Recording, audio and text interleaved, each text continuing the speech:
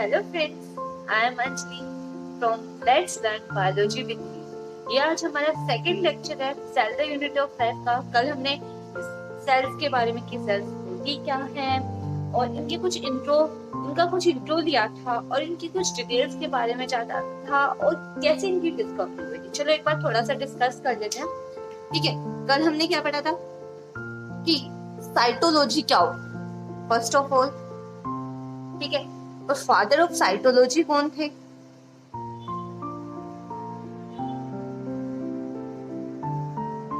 Modern cytology के father कौन थे? Father of modern cytology Indian cytologist कौन थे? कल हमने इन सब के बारे में पढ़ा था। ठीक है, तो जैसा कि कल इन सब के बारे में मैं बता चुकी हूँ, तो आप लोगों को इनका आंसर मुझे कमेंट बॉक्स में देना है। ठीक है, नेक्स्ट फिर हमने बात की थी कि डिस्कवरी ऑफ सेल की, कि सबसे पहली बार किसी एक सेल्स को किसने देखा था। हम जानते हैं रॉबर्ट हुक ने पहली बार एक सेल्स को देखा था। ठीक है, और जो इन्होंने जो सेल देखी थी वो डेड सेल थी, और उस डेड सेल में स्पेशली क्या था, उन्होंने सेल वॉल को देखा था जो क्या थी, एक सुगराइज्ड सेल थी। Am I right? तो नेक्स्ट हमने इसके बाद बात करी थी एंटोन वॉन ल्यूवेनहुक की। एंटोन वॉन ल्यूवेनहुक की, जिन्होंने एक लिविंग सेल को देखा था। इनकी भी बात है 1676 की, आई मीन 17th सेंचुरी में।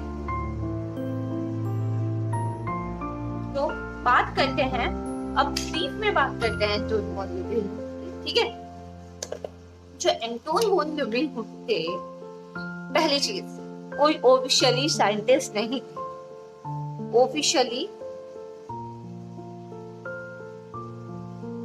साइंटिस्ट नहीं थे। ये क्या थे? एक डच बिजनेसमैन थे। डच बिजनेसमैन थे। ठीक है, इन्होंने कैसे एक लिविंग, जब ये साइंटिस्ट नहीं थे तो इन्होंने कैसे एक सेल्स को देख लिया, वो भी एक लिविंग सेल की डिस्कवरी कैसे कर ली। अब देखो, इन्होंने सेल की डिस्कवरी नहीं की, इन्होंने एक लिविंग सेल के साथ स्पर्म की डिस्कवरी की है, आरबीसी की डिस्कवरी की है, और इसके साथ साथ प्रोटोजोआ की भी स्टडी इन्होंने ही की। अब कैसे, ये देखते हैं अब। देखो, इनके ना इनके कुछ फ्रेंड्स थे जिनका बिजनेस था लेंसेज के। इनका जो क्या काम करते थे, लेंसेज का काम करते थे। तो एक दिन वो आए इनके पास और इन्हें कुछ लेंसेज देगा। उन्होंने बोला कि यार तुम हमारे लेंसेज रख लो। तो इन्होंने बोला ठीक है, मैं रख लेगा। तो फिर इन्होंने क्या कहा, फिर ये बंदे थे बहुत ज्यादा क्यूरियस टाइप के। तो उन्होंने क्या करा, इन लेंसेज का यूज करके इन्होंने एक उस टाइम का 17th सेंचुरी का सबसे बेस्ट माइक्रोस्कोप इन्होंने बना लिया। उस टाइम रॉबर्ट हुक के पास भी नहीं था इतना बेस्ट माइक्रोस्कोप जितना इनके पास था। तो उस टाइम का सबसे बेस्ट माइक्रोस्कोप इन्होंने डेवलप कर लिया। तो फिर इन्होंने क्या करा, उस माइक्रोस्कोप के थ्रू एक दिन जब ये दुकान में बैठे थे अपनी, तो इनमें मतलब इतनी ज्यादा क्यूरियस थे, इन्होंने वहां हो रही थी बारिश। जब ये दुकान में बैठे थे उस टाइम पे हो रही थी बारिश। सीन ये था, दुकान में बैठे हैं ये बच्चे और हो रही है बारिश बहुत ज्यादा। तो इन्होंने क्या किया, उस बारिश का पानी को लिया है और अपने माइक्रोस्कोप के अंदर देखने लगे। इन्होंने देखा कि उस माइक्रोस्कोप के अंदर देखा कि उस बारिश के पानी में कुछ चीज चल रही है। इन्हें नहीं पता वो क्या था क्या नहीं। तो इन्होंने उस चीज को नाम दे दिया कि वाइल्ड, कि इन्होंने कुछ एनिमल देखा है, कुछ पानी में चलता हुआ कोई एनिमल देखा। तो इन्होंने उस चीज को नाम दे दिया वाइल्ड एनिमल क्यूल। लेकिन बाद में पता चला जो इन्होंने देखा है वो एक बैक्टीरिया, और वो बैक्टीरिया क्या था, फर्स्ट लिविंग सेल थी जो डिस्कवर की गई थी, मतलब फर्स्ट लिविंग सेल थी जो माइक्रोस्कोप के अंदर देखी गई थी। इसी तरह इन्होंने अपना सीमिन में स्पर्म को देखा, आरबीसी सेल को देखा, प्रोटोजोआ को देखा। जब एक लिविंग सेल को ढूंढ लिया गया, मतलब उसकी डिस्कवरी कर ली गई, देन उसके बाद अब डिस्कवरी हो गई तो सेल्स के बारे में जानने की कोशिश तो की जाएगी। तो जब सेल के बारे में जानने की कोशिश की गई तो उसके बाद आई सेल थ्योरी। साइंटिस्ट ने दी सेल थ्योरी। जो सेल थ्योरी दी थी वो दी थी मैथिस शैलेडन ने और थियोडोर श्वान ने। ये थी 1838 की बात। मैथिस शैलेडन का जो टाइम पीरियड था वो था 1838 का, और थियोडोर श्वान का जो टाइम पीरियड था वो था 1839 का। ऐसा नहीं है कि इनसे पहले ऐसा काम की, मतलब सेल थ्योरी किसी ने नहीं दिया था, इन्होंने इनसे पहले भी दिया था। किसने? एक फ्रेंच साइंटिस्ट थे, ड्यूट्रोचैटी। इन्होंने कहा था कि जो सारे टिश्यूज हैं वो सेल से ही मिलके बने हुए हैं, कि टिश्यू सेल से मिलके बने हुए हैं। इन्होंने सबसे पहली बार सेल थ्योरी का आइडिया ऑफ सेल थ्योरी दिया था। किसने? फ्रेंच साइंटिस्ट ने, ड्यूट्रोचैटे ने सेल थ्योरी का आइडिया दिया था। लेकिन जो सेल थ्योरी दी थी वो दी थी मैथिस शैलेडन एंड थियोडोर श्वान ने। Got that? नेक्स्ट, अब क्या था, कैसे था ये? जब सेल थ्योरी की बात की गई, Mathis शैलेडन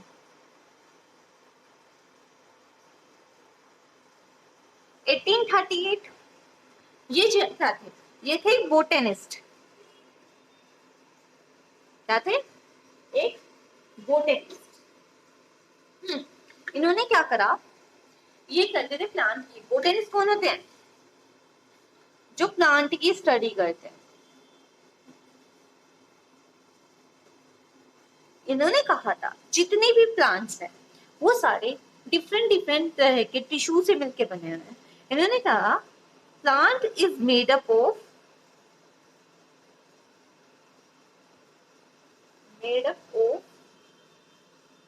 different type of tissues, and tissues is made up of same cells, same group of cells.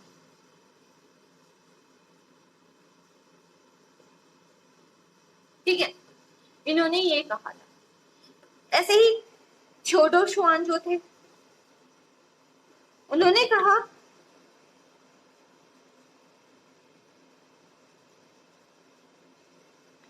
ये ग्रीक, सॉरी ब्रिटिश, ये थे ब्रिटिश जूलॉजिस्ट। 1839 की बात है। इन्होंने कहा कि जो एनिमल सेल्स है, जब सेल की डिस्कवरी तो कर ली गई ना, तो एनिमल जो सेल है उनके बाहर एक पतली सी लेयर्स पाई जाती है जिसे हम सेल मेम्ब्रेन बोलते हैं आज के टाइम में, या प्लाज्मा मेम्ब्रेन, जिससे सेल के अंदर ट्रांसपोर्टेशन को रेगुलेट किया जाता है कि सेल से क्या अंदर आएगा क्या बाहर जाएगा। इसके बारे में हम आगे वीडियो में डिटेल में पढ़ेंगे बाद में, ठीक है। और इन्होंने बात की थी, ये मतलब प्लांट की भी कुछ नॉलेज रखते थे, तो इन्होंने प्लांट की भी स्टडी की। जब इन्होंने देखा कि प्लांट, जब एनिमल सेल के बाहर सेल मेम्ब्रेन मिल रही है, तो अब प्लांट सेल के बाहर क्या मिलता है, कि ये दोनों सेम है या अलग अलग है। तो इन्होंने प्लांट सेल की भी स्टडी की। इसलिए इन्होंने देखा कि प्लांट सेल का एक यूनिक कैरेक्टर,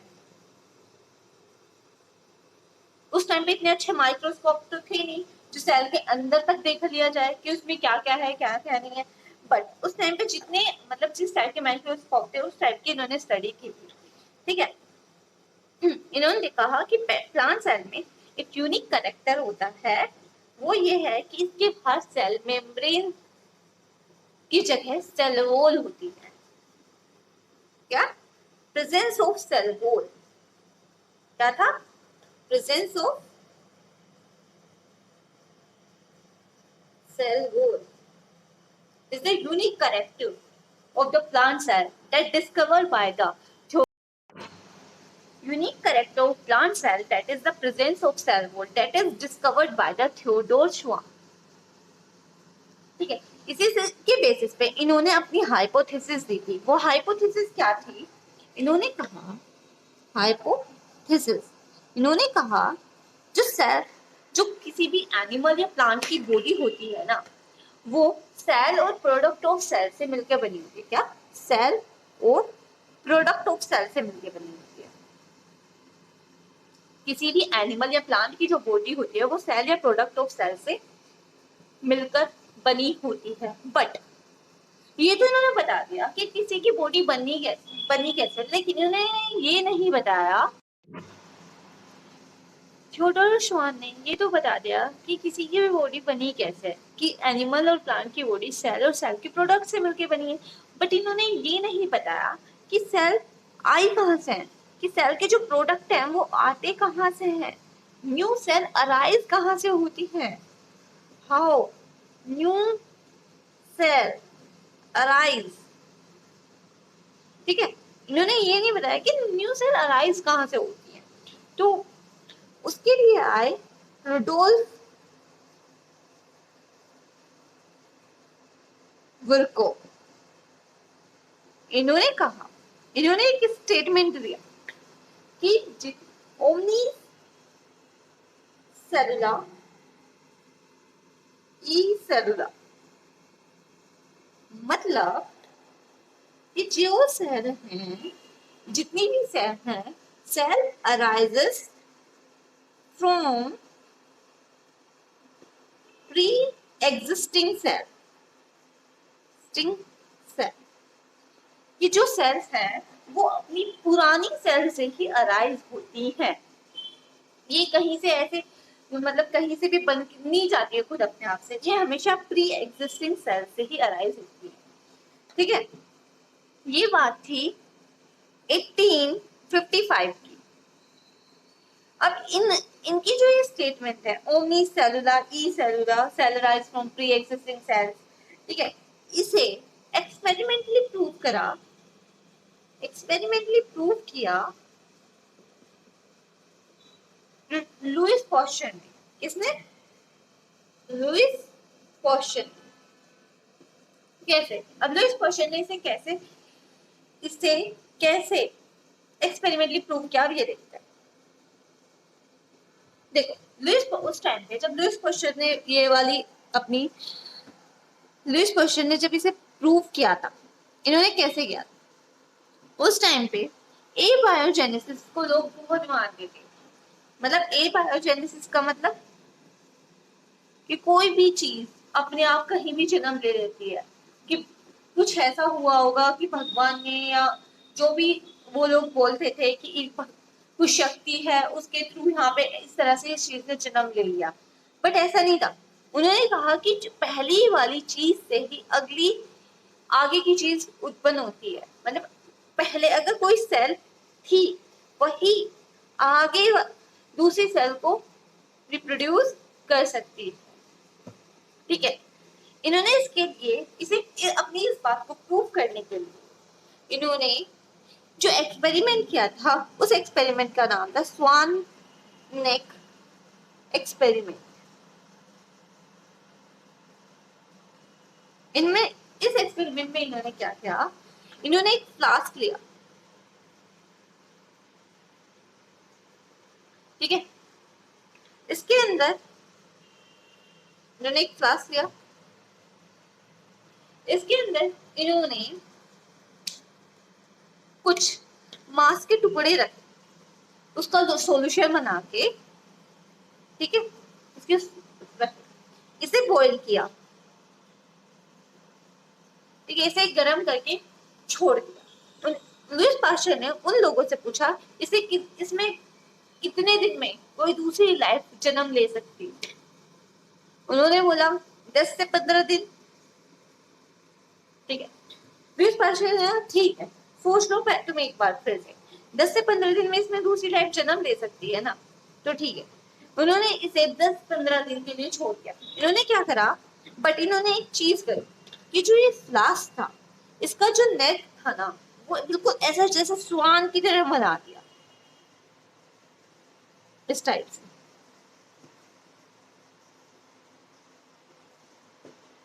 उन्होंने उसका नेक लाइक अ स्वान बना दिया।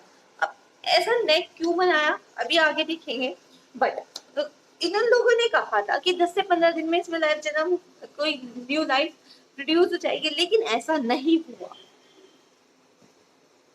अब लुईस पास्चर जो थे बहुत इंटेलिजेंट थे, ठीक है, अभी ऐसा उन्होंने इसकी नेक ऐसी फ्लास्क, उनकी जो इस फ्लास्क की नेक थी उन्होंने स्वान के जैसी इसलिए बनाई क्योंकि उन्हें पता था जो एयर में जो पार्टिकल्स हैं, ठीक है, उन्हीं के साथ कोई माइक्रोब्स या वो चीजें आती हैं जो इसे खराब करेगी, इस मास्क के सॉल्यूशन को खराब करेगी, ठीक है। तो उन्होंने क्या किया, इसमें ऐसी नेक बनाई, अगर इसमें एयर आएगी या जो भी इसमें पार्टिकल्स या माइक्रोज जो भी आएंगे वो सब यहीं ट्रैप हो जाएंगे, इतनी लंबी नेक में सब यहीं ट्रैप हो जाएंगे और यहाँ तक नहीं पहुंचेंगे, ठीक है। इससे ये फायदा हुआ कि उन्होंने ए बायोजेनेसिस को डिस्प्रूव कर दिया, ठीक है। आज का लेक्चर यहीं खत्म होता है क्योंकि हमने पढ़ा सेल थ्योरी के बारे में। सेल थ्योरी किसने दी, क्या था सेल थ्योरी की, इसे किसने दी, थियोडोर श्वान एंड मैथिस सैलेडिन ने, और इसे प्रूफ इसे एक्सटेंड किया रुडोल्फ विर्को ने, जो इन्होंने ओमनी सेलुलर ई सेलुलर जो टर्म दी थी कि पुरानी सेल से ही न्यू सेल रिप्रोड्यूस होती है, उसे हम लॉ ऑफ सेल लाइनेज भी बोलते हैं, लॉ ऑफ सेल लाइनेज भी बोलते हैं। देन इसे एक्सपेरिमेंटली प्रूव किया लुईस पास्चर ने, ठीक है। आज हमने पूरा डिटेल देखा कि सेल थ्योरी क्या थी क्या नहीं, किसने दी, कैसे थी, ठीक है। अगर आपको ये वीडियो अच्छी लगी हो तो प्लीज सब्सक्राइब कीजिए, मेरे चैनल को लाइक कीजिए। Thank you so much.